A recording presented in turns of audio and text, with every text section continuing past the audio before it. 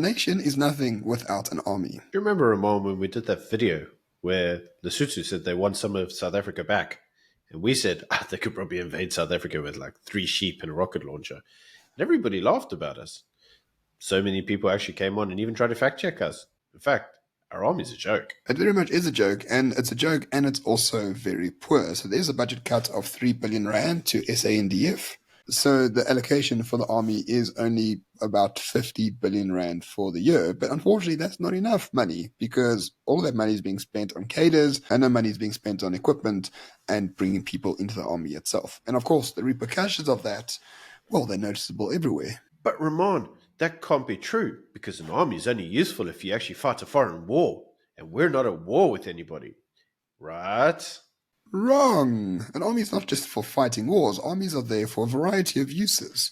To protect trade routes, to protect fishing waters, to defend against national terrorism, to defend against national uprisings. The army is supposed to control those particular things. But in South Africa, unfortunately, they just cannot. And that's a massive problem. I don't believe you, Ramon. It's not like we actually have signs of violence on our streets now, is it? Well, why not check out this video of someone just having a casual braai at home?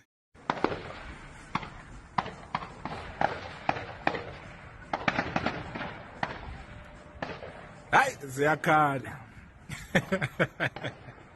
The more braais you have, sooner or later you're going to realize what sort of calibers are being used by Zama Zamas to shoot each other to death. Interesting thing about the Zama Zamas, they are not local people. They are from Lesotho. They are an invading force on the resources of South Africa, a perfect target for the army to eliminate. But we're not doing it. I don't believe you. So what you're telling me is that all of our budget cuts have left our army vulnerable. The army can't defend our country. Zama Zamas from Lesotho are killing each other on our streets, pitting illegal firearms wherever they feel like it, going out and shooting each other in broad daylight. Our army's powerless to stop it.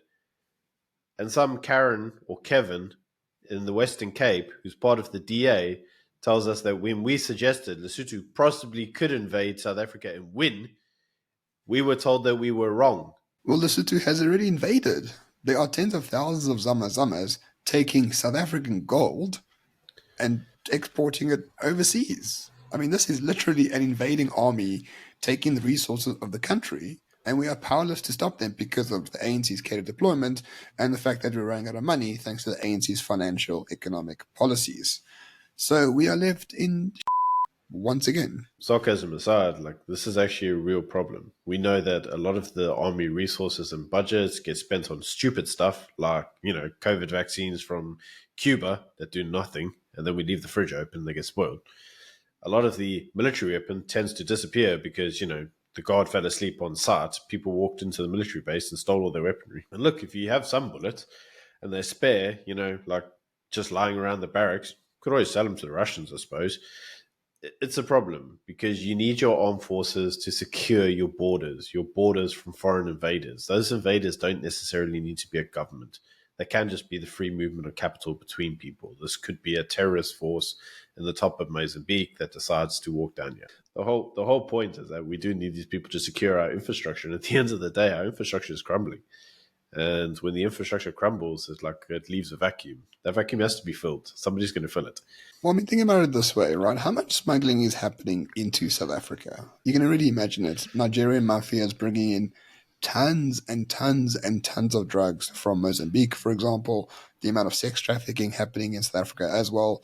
And more importantly, once those things hit South Africa, it destroys the social order of South Africa in townships, on the Cape Flats, in squatter camps, and now more increasingly in metropolitan areas as well. The drug epidemic, the sex trafficking epidemic, the crime epidemic is all undergirded by the fact that there is no law and order imposed in this country. And the army is a very important element of imposing law and order. And going back to the video of the Zama Zamas shooting at each other all night long, you're not going to get your local constable to go down and put a stop to that. You're going to need helicopters. You're going to need rifles. You're going to need trained professional soldiers to deal with that invading Zama Zama force. But for now, we just don't have it. So I actually have a solution to this, Ramon. You may recall that Mr. Mackenzie and even Crown Prince Adil suggested South Africa should readopt compulsory conscription. Do you think it's time to bring back the good old lads army, go up there, get a little dust up with the Zama Zamas, and take back our gold and our country? Well, I actually agree sort of with like the national service. I don't think it should be forced, but I think people should be encouraged to join. But we're never going to solve the issue if we've got 600,000 generals at the top earning 5 million rand and you got 10,000 soldiers earning nothing and having poor equipment. You have to have a revolution in the army, become meritocratic once again, get rid of cadet deployment, impose meritocracy, and then maybe you have a chance.